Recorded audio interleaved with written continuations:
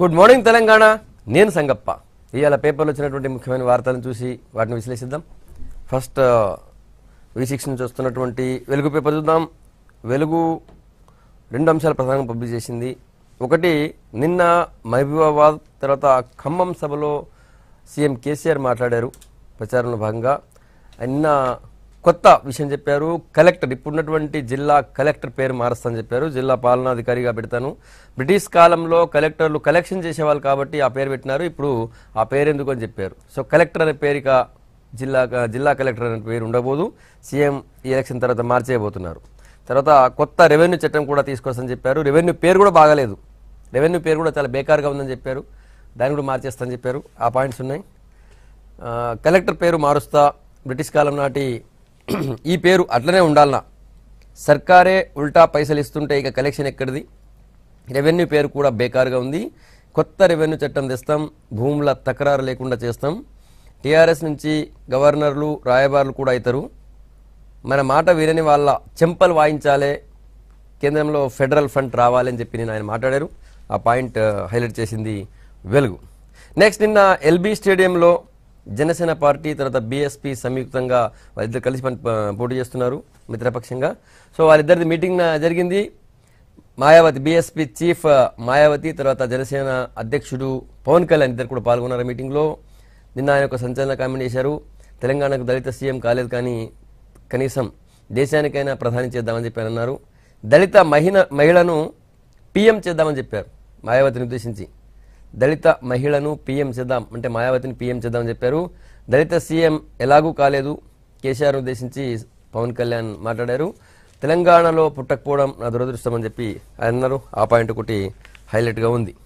తర్వాత రేపు బీజేపీ వ్యవస్థాపక దినం. బీజేపీ వ్యవస్థాపక దినం సందర్భంగా ఆ పార్టీ కురువృద్ధుడు, ఆ పార్టీని 2 స్థానాల నుంచి ఈరోజు ఇక్కడ రావడానికి కృషి చేసినటువంటి సీనియర్ నేత అద్వానీ నిన్న ఒక సంచలన లెటర్ రిలీజ్ చేశారు. తన బ్లాగ్లో తన కార్యకర్తలను ఉద్దేశించి ఒక లెటర్ రాశారు. రాజకీయ విరోధులందరూ కూడా మన శత్రువులు కాదు, దేశద్రోహులు కాదని చెప్పి మోడీకి చురుకలు అంటించారు. మొత్తం లెటర్ మొత్తం మోడీకి చురుకలు అంటించే విధంగానే ఉంది. దాని గురించి కూడా వెలుగు తీసుకుంది. విభేదిస్తే విద్రోహుల అన్నటువంటి బ్యానర్తో ఆ వార్తని పబ్లిష్ చేసింది వెలుగు.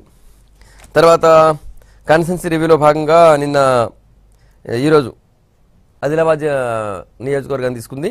గిరిజన జిల్లా గరం గరం అన్న బ్యానర్తో ఆదివాసీల పోరు నేపథ్యంలో ఆదిలాబాద్ లోక్సభ సీటుపై ఉత్కంఠ, అసెంబ్లీ జోస్తో కారు, లంబాడాల ఓట్లపై కాంగ్రెస్ ఆశలు, తుడుం దెబ్బ అండదండలతో బీజేపీ అంటూ తీసుకుంది.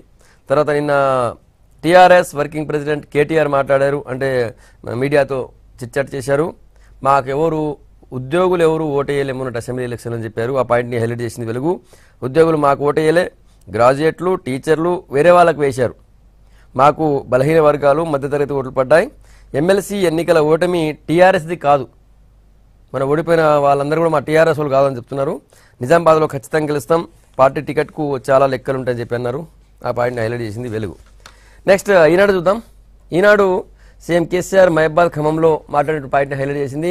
వజ్రాయుధంగా మారుదాం, దేశం దిశ మారుద్దామని చెప్పి అన్నటువంటి పాయింట్ని బ్యానర్గా పబ్లిష్ చేసింది. ఇంకేమన్నారంటే సీఎం, కేంద్రంలో రాష్ట్రాల మాట చెల్లుబాటయ్యే ప్రభుత్వం రావాలి, ఎన్నికలను ఆశామాషిగా తీసుకోవద్దని చెప్పి చెప్పారు.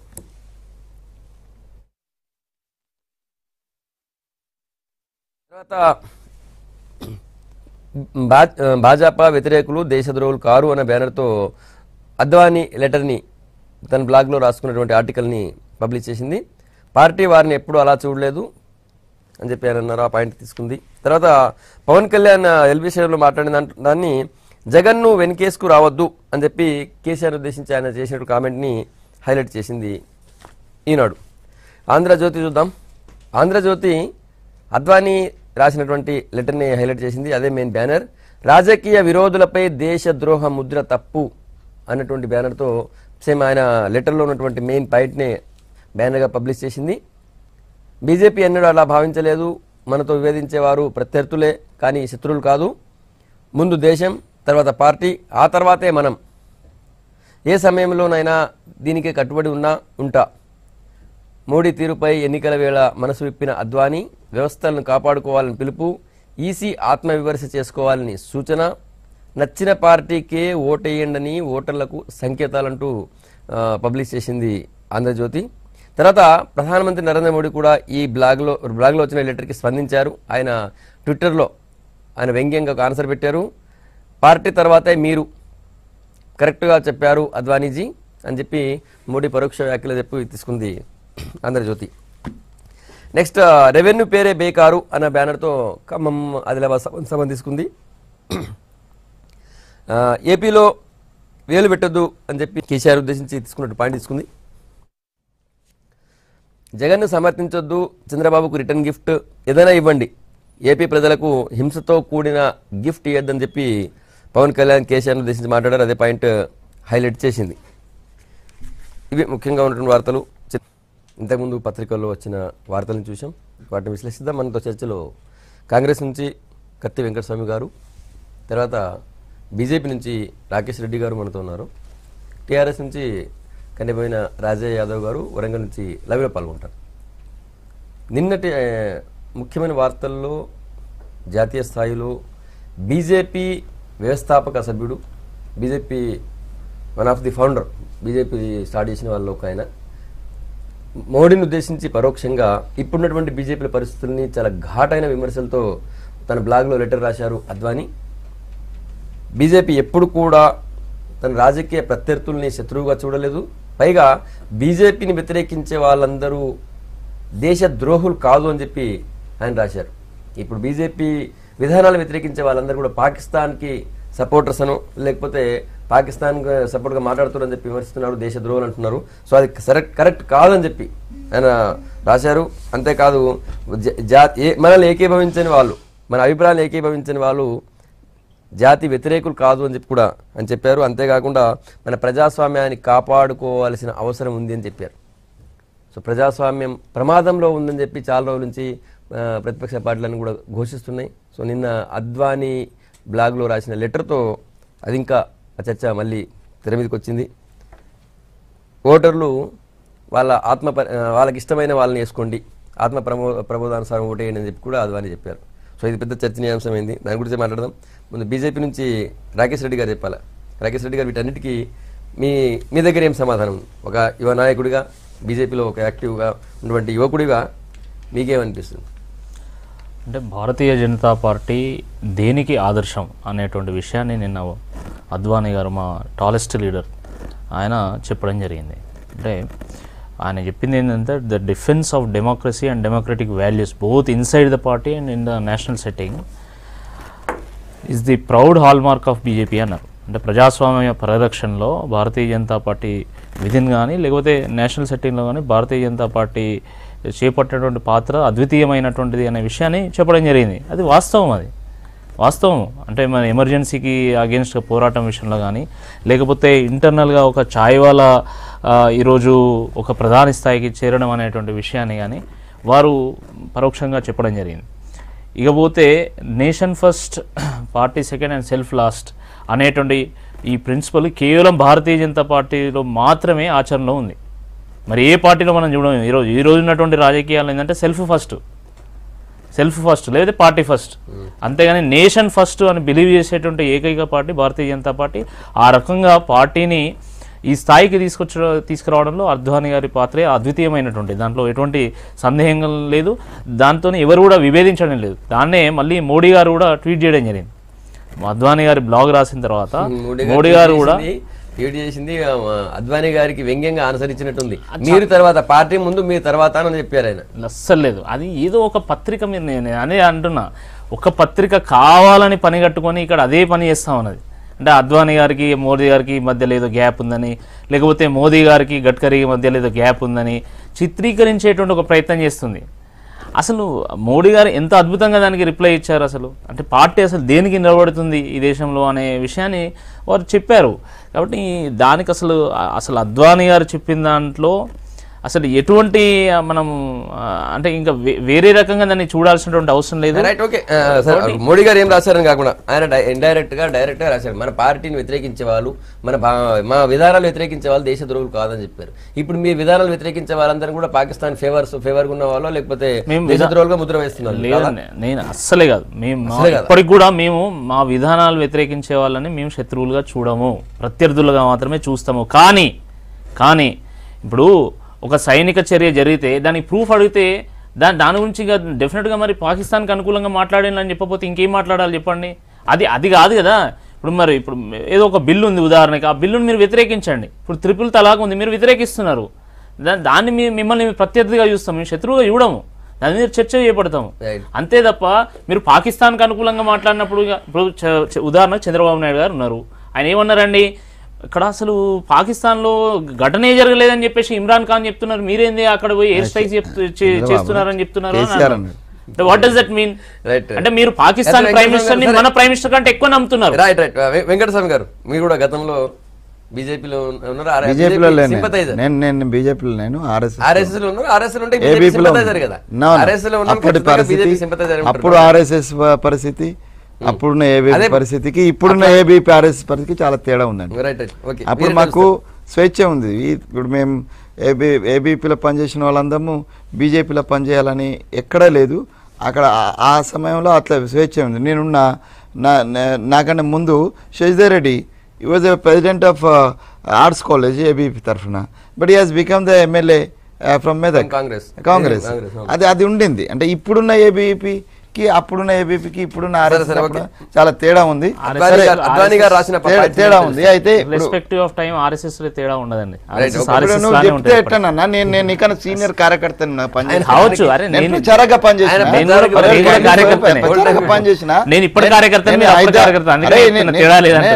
నువ్వు ఇప్పుడు నువ్వు నా మీద పుట్టిన నువ్వు అట్లా మాట్లాడితే ఎట్లా? నేను సైద్ధాంతికంగా నేను హిందుత్వాన్ని నేను వ్యతిరేకించిన కాదు. మా పార్టీలో ఉండి కూడా మా పార్టీ వాళ్ళు పోయి రాహుల్ గాంధీ గుడికి పోతే నువ్వు అబ్జెక్ట్ చేస్తున్నావు. నువ్వు తప్ప ఇంకోటి దేశంలో హిందువు కాదు, నువ్వు తప్ప టేక్ దార్ ఎవరు లేడు హిందుత్వానికి అని అంటే ఎట్లా? ఇది ఇగో అద్వానీ గారు క్వశ్చన్ చేసింది అది. ఆర్ఎస్ఎస్లో నేనున్నప్పుడు కూడా నేర్చుకునేది ఏంటంటే పార్టీతో సంబంధం లేదు, రాజకీయాలతోటి ఆర్ఎస్ఎస్ సంబంధం ఉండొద్దని. కానీ ఇవాళ రాజకీయానికి ప్రతిరూపంగా మారింది ఆర్ఎస్ఎస్. కాబట్టి వ్యవస్థాపక దినం ఉంది బీజేపీది. ఎట్లా ఉండాలి పార్టీ మళ్ళీ ఒకసారి ఆయన గైడ్ చేశారు. ఎస్, అది ఇప్పుడు ఒకటేందనంటే అద్వానీ గారు మొత్తం టోటల్గా దాన్ని ముక్కలుగా చేయకుండా ఆయన ఇచ్చినటువంటి స్టేట్మెంట్ను ఒకటిగా చదివినప్పుడు ఆయనే భారతీయ జనతా పార్టీ ఎట్లా ఉండాలి అనేదాన్ని ఒక మాట చెప్పినారు. రెండోది భారతీయ జనతా పార్టీ ఈ దేశ ప్రజాస్వామ్యం పట్ల ఎట్లా వ్యవహరించాలా, అట్లాగే రాజకీయ ప్రత్యర్థుల పట్ల ఎట్లా వ్యవహరించాలనేటువంటి విషయాలు ఆయన చెప్పినాడు. ఎందుకంటే ఈ హాజ్ ఎక్స్పీరియన్స్. ఆయనే జనసంఘ్ లీడర్గా, భారతీయ జనతా పార్టీ లీడర్గా ఆయన ఉన్నప్పుడు ఇక్కడ కాంగ్రెస్ పక్షాన ఉన్నటువంటి నేతలు, లేకపోతే అక్కడ ఉన్నటువంటి ఎప్పుడో మన నెహ్రూ గారి దగ్గర నుంచి సర్దార్ వల్లభాయ్ పటేల్ నుంచి ఇందిరాగాంధీ వరకు, రాజీవ్ గాంధీ వరకు ఆర్ఎస్ఎస్ పట్ల కానీ లేకపోతే భారతీయ జనతా పార్టీ పట్ల కానీ కాంగ్రెస్ పార్టీ వ్యవహరించిన తీరు ఆయనకు అనుభవం ఉన్నది. ఇప్పుడు మేము శిలాన్యాస్ దాంట్లో పాల్గొనడంలో రాజీవ్ గాంధీ ఉన్నాడు. అది కన్సిడరేషన్ లేదు వీళ్లకు. ఇప్పుడు ఏమనంటే కేవలము భారతీయ జనతా పార్టీకి సంబంధించినటువంటి ప్రభుత్వ విధానాలను వ్యతిరేకించిన అందరూ కూడా దేశద్రోహుల కింద ముద్రేసేటువంటి ప్రయత్నం.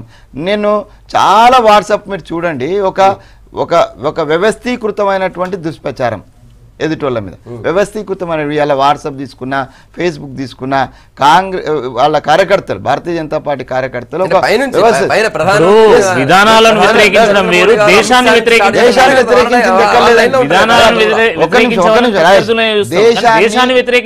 సమగ్రతను కాపాడిందే మేమే ఈ దేశానికి స్వతంత్రం తెచ్చినాము.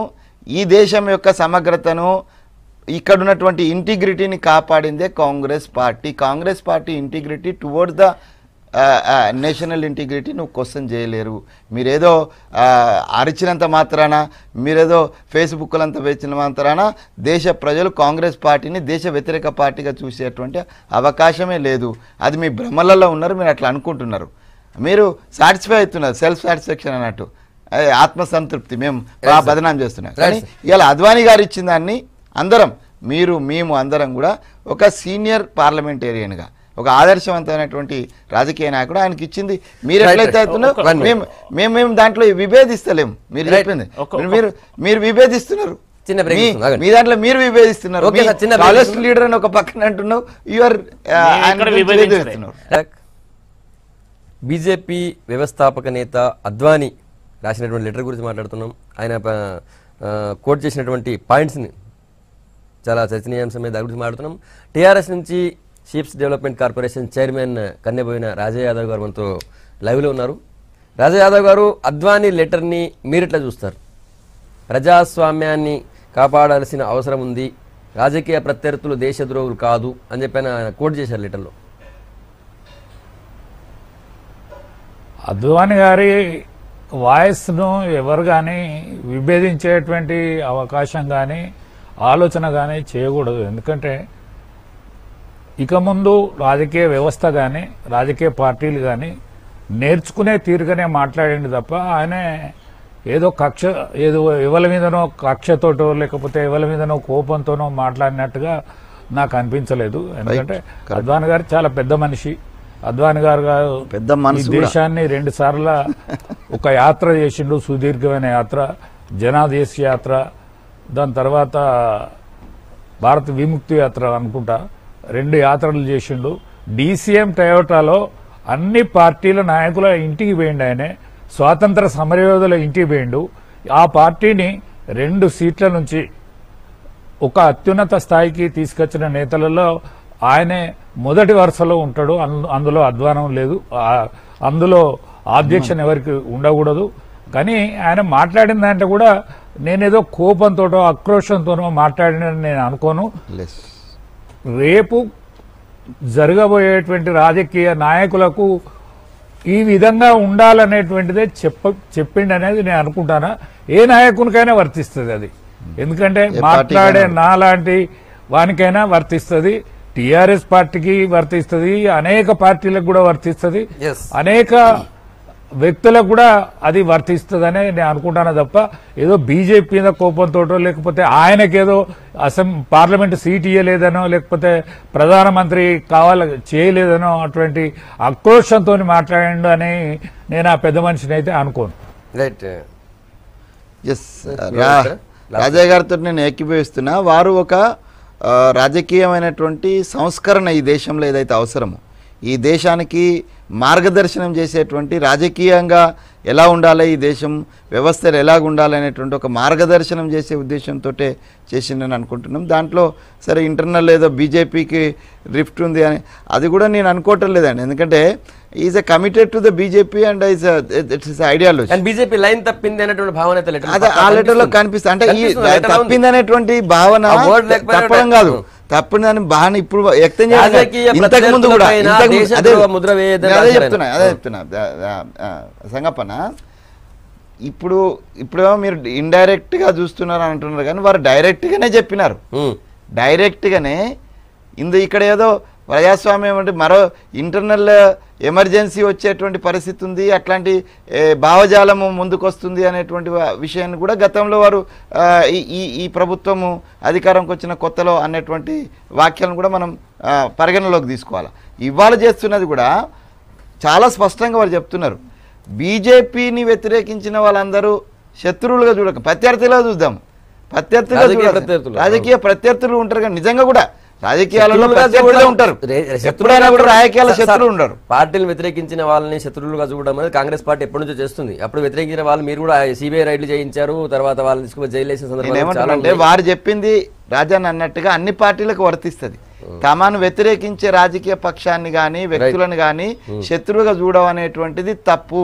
విధానాలను వ్యతిరేకించినా లేదా పార్టీ ఓటింగ్ను వ్యతిరేకించినంత మాత్రాన వాళ్ళు మనకు శత్రువులుగా చూడొద్దు అనేటువంటి ఒక సందేశం మొత్తం దేశ రాజకీయ నాయకులు దేశ ద్రోహులుగా ముద్ర వేస్తున్నటువంటి పరిస్థితి ఇది ఉంది కదా, ఉంది. అదే మరి అది వాళ్ళు చేయొద్దు కదా, బీజేపీ చేస్తున్నది, ఇప్పుడు చేస్తున్నదే బీజేపీ. అది కన్నయ్య యాదవ్ ఏం చేసింది?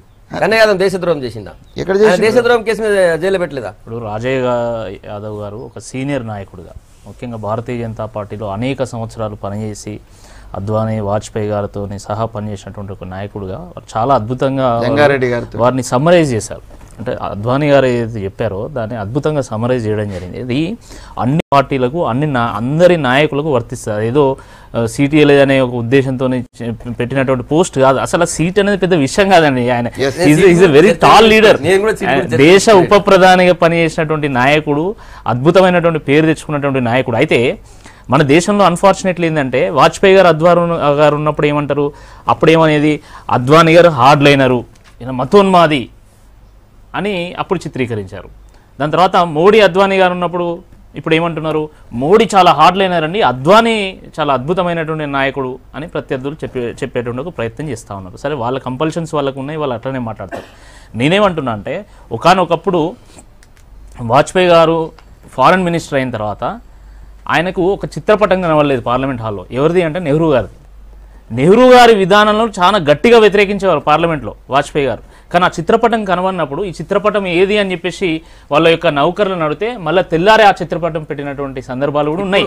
అంటే అంత అద్భుతమైనటువంటి డెమోక్రటిక్ వాల్యూస్ కి వాజ్పేయి గారు కానీ అద్వానీ గారు కానీ నిలువుదట్టంగా ఉన్నారు. నేనేమంటున్నా అంటే ప్రత్యర్థులని దేశద్రోహులు ఎవరు చూస్తున్నారు?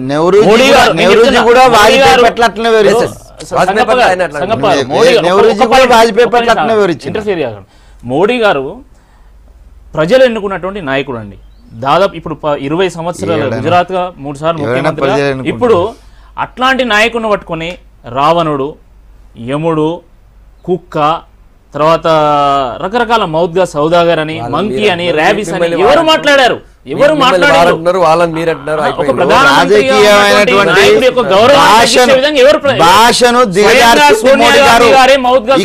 ఇక్కడ ఈ రాష్ట్రంలో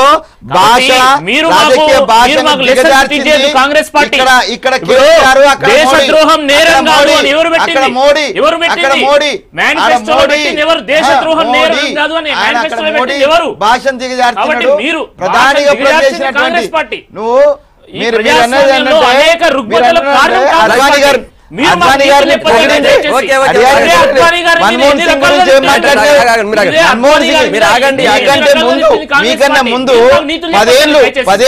పదేళ్ళు ప్రధానిగా చేసినటువంటి మన్మోహన్ సింగ్ గారి గురించి ఒక్కసారి ఆత్మీయ చేసుకోండి. మోడీ గారు మాట్లాడినటువంటి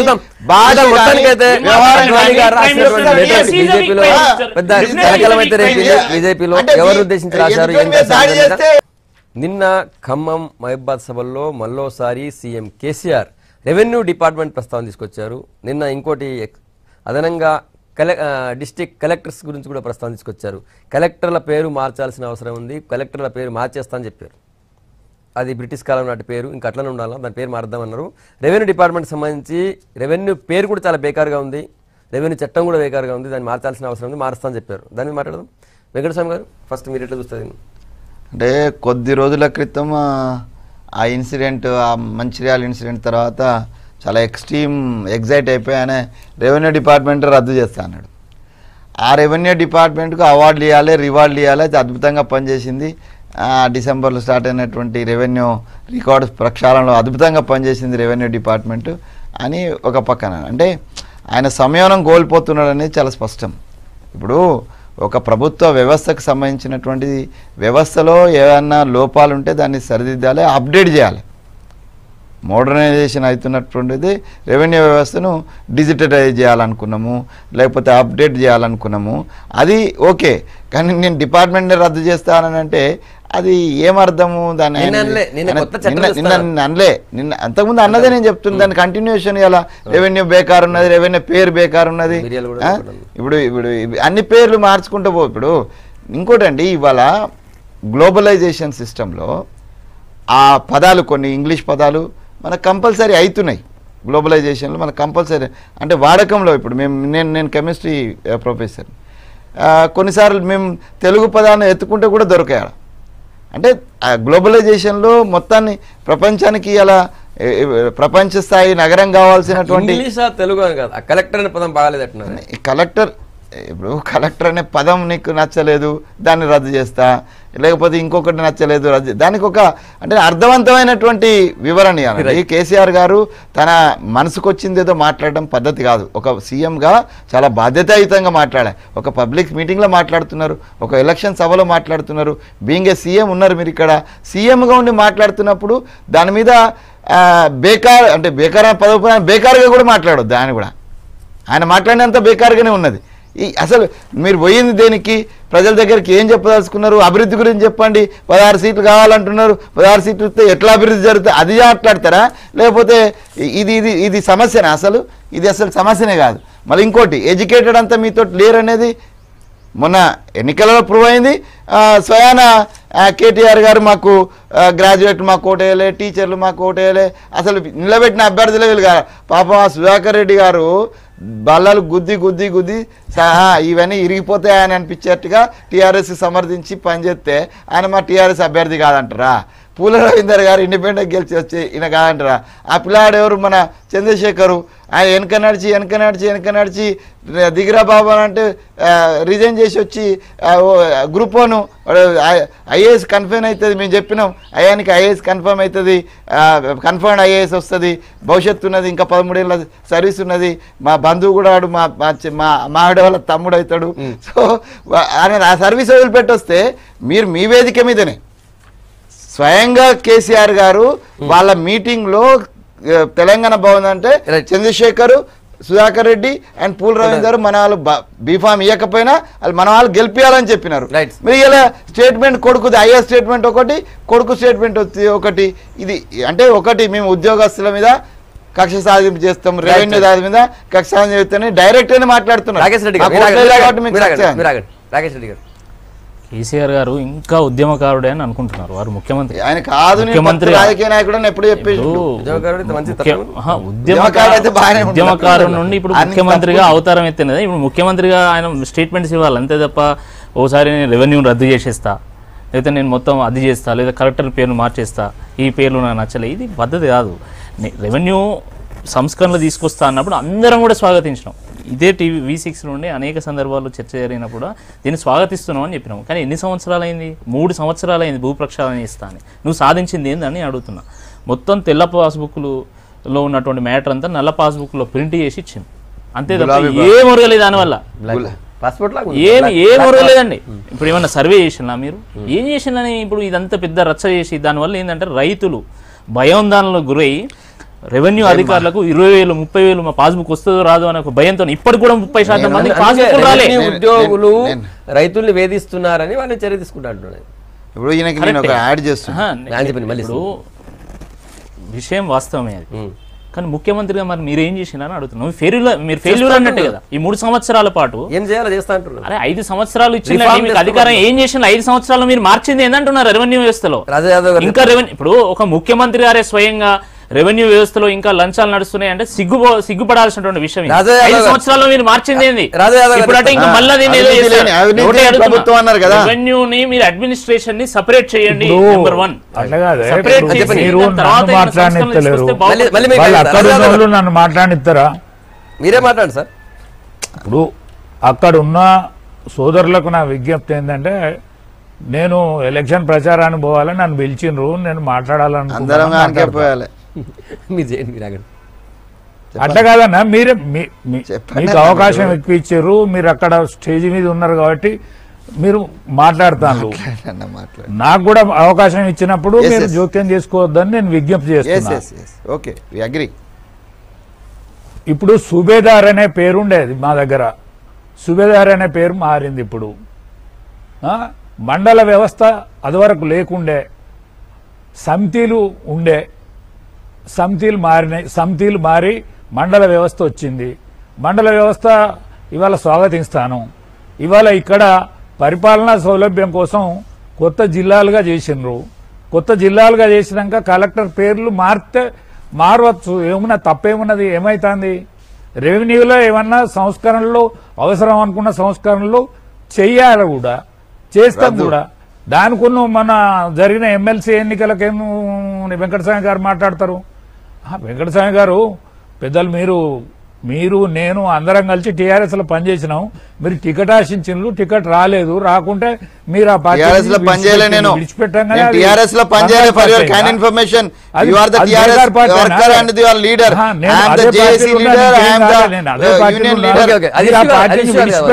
కేసీఆర్ మీకు వేరే తిరిగి అవుపడతాడా? అరే ఒకటే రాజయ్య గారు వ్యక్తిగత విషయాలకు పోవాలంటే వ్యక్తిగత విషయాలకు పోవాలంటే మోడీ గారు కూడా వ్యక్తిగత విషయాలకు పోకండి దయచేసి. మోడీ గారు కూడా పెద్దలు చేస్తా ఉన్నాడు, సీనియర్, మన ఇద్దరం కలిసి మోడీ గారు కూడా సంస్కరణలు చేస్తా ఉన్నాడు. మోడీ గారు ఏం చేసిండని కాంగ్రెస్ పార్టీ అంటాంది. ఏం చేసిండంటే ఇవాళ బీజేపీ దగ్గర కూడా ప్రశ్న దొరకది. ఏం చేసిండంటే వ్యవస్థ మీద ఉంటది. ఒక 5 నిమిషాలలో మన చర్చలలో తేలేది కాదు. మనం చర్చ ఎంతసేపు చేస్తాం? ఓ గంట సేపు చర్చ ఉన్నది. గంట సేపులో అడ్వర్టైజ్మెంట్స్ ఉంటాయి.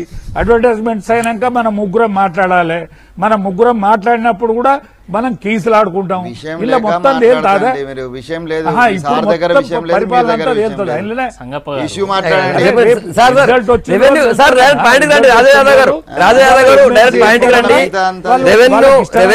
గెలిచిండ్రు, తప్పే ఉన్నది. రేపు ఎన్నికలలో కాంగ్రెస్ పార్టీనే ఎన్నుకోనియండి, బీజేపీ పార్టీనే ఎన్నుకోనియండి, ప్రజలు ఎన్నుకుంటారు. దానికోసం మనం చర్చించుకుంటే ఎన్నుకుంటారే. మనం ఇక్కడ చర్చించుకుంటే V6 పిలిచింది కాబట్టి మనం మీదికి పోతే మనం మీదికి అవుతామా? కాదు. ప్రజలల్లో ఎవరి మీద అభిమానం ఉంటే వాళ్ళని ఎన్నుకుంటారు. ఎమ్మెల్సీ ఎన్నికలలో మొన్న ఎవరి మీద అభిమానం ఉన్నదో వాళ్ళని ఎన్నుకున్నారు. రేపు పార్లమెంట్ ఎన్నికలు జరుగుతూ ఉన్నాయి. పార్లమెంట్ ఎన్నికలలో కూడా టీఆర్ఎస్ మీద అభిమానం ఉంటే టీఆర్ఎస్ ఎన్నుకుంటారు, కాంగ్రెస్ పార్టీ మీద అభిమానం ఉంటే కాంగ్రెస్ పార్టీని ఎన్నుకుంటారు, బీజేపీ మీద అభిమానం ఉంటే బీజేపీని ఎన్నుకుంటారు. రాజయ్య యాదవ్ గారు, వెంకటస్వామి గారు అన్నది ఉద్యోగుల మీద కక్ష సాధింపు చేస్తున్నారు, టీచర్లు, ఇంకేమన్నారు, టీచర్లు, రెవెన్యూ మనం పల్సక్ కావద్దు, వాళ్ళందరినీ కక్ష సాధిస్తున్నారు అని అన్నారు. మనల్ని గౌరవించే వ్యక్తులుగా వాళ్ళు మనల్ని పిలిచిర్రు కాబట్టి మనం పల్సక్ కాకుండా మాట్లాడితే మంచిది.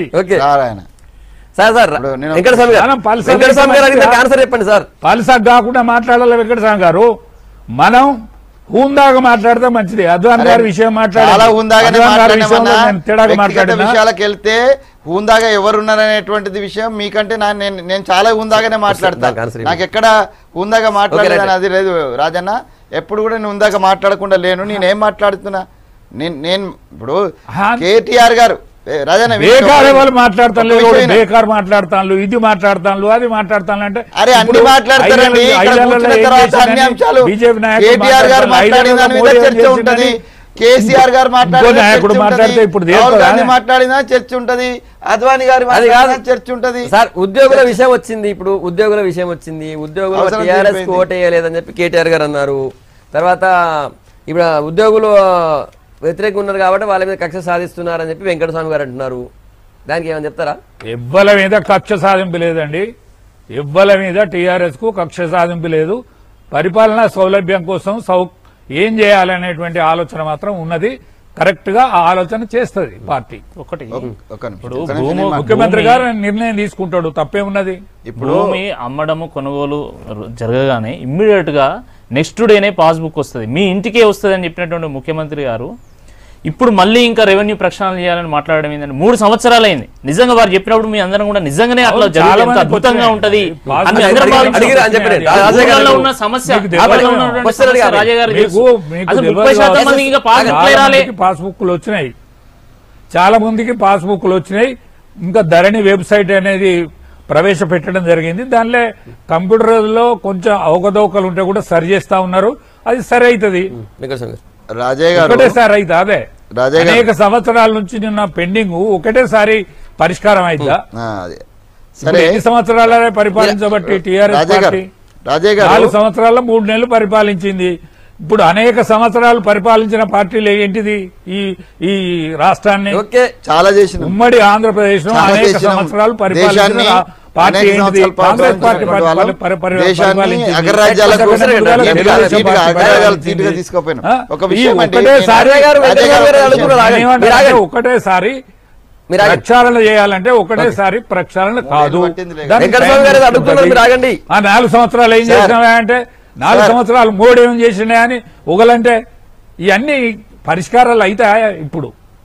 అన్నా, వాళ్ళు మాటలు కాదు కదా, వాటి మీద చర్యలు ఉండాలి కదా. పరిష్కరిస్తా ఉన్నారు, వాళ్ళ దృష్టికి వచ్చింది పరిష్కరిస్తా సార్ ఉన్నారు. మీరు చెప్పినారు కదా, మమ్మల్ని టీఆర్ఎస్ లో కూడా మమ్మల్ని కూడా సంస్కరణల చెప్పండి, కోసం ప్రయత్నం జరుగుతా ఉన్నది. మమ్మల్ని కూడా చెప్పండి రాజయ్య గారు. తప్పే ఉన్నది. రాజయ్య గారు ఓకే. రాజన్న ఒక విషయం, నిన్న కేసీఆర్ గారు మాట్లాడుతూ ఈ రెవెన్యూ ఈ కలెక్టర్ అనే పదాన్ని తీసేద్దాం, నేనేమంటున్నంటే ఎన్నికల సభలు, తర్వాత హామీలు, తర్వాత ప్రజలకు మేము ఏం చేస్తామని చెప్పాల్సినటువంటి అంశాలు. దాంట్లో మీ దగ్గర ఆ స్టఫ్ లేదు, ఏం చేస్తారో ఇప్పుడు దాకా ఏం చేసిండ్రో ఏం చేస్తారో చెప్పడానికి లేదు. కాబట్టి ఇదో మాట. రెండో విషయము, నేను కేటీఆర్ గారు ఎందుకన్నా అంటే అదే ఉద్యోగస్తులు, అదే నిరుద్యోగులు, గ్రాడ్యుయేట్స్ తెలంగాణ రాష్ట్ర సమితికి వెన్నుదని నిలబడి తెలంగాణ ఉద్యమంలోను మొన్న జరిగిన 14 వాళ్ళు వెనుదని నిలబడ్డారు. అట్లాంటి వాళ్ళు మాకు ఓట్లేలే, మేము అనలే, మీరే అంటున్నారు. ఇంకోటి అంటే కేసీఆర్ నాకు ఎమ్మెల్యే నేను పాలసీ మీద కలెక్టర్ పేరు మార్చే బదులు హైదరాబాద్ ను భాగ్యనగరం అని పాలమూరు అని ప్రజలు సంతోషిస్తారు.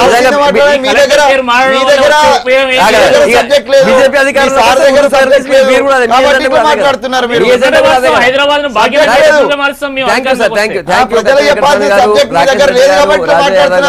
తెలంగాణ మీ అభిప్రాయం చెప్పినందుకు థ్యాంక్ యూ సార్. ఇది గుడ్ మార్నింగ్ తెలంగాణ. రేపు పొద్దుగాల కలుద్దాం. Stay tune.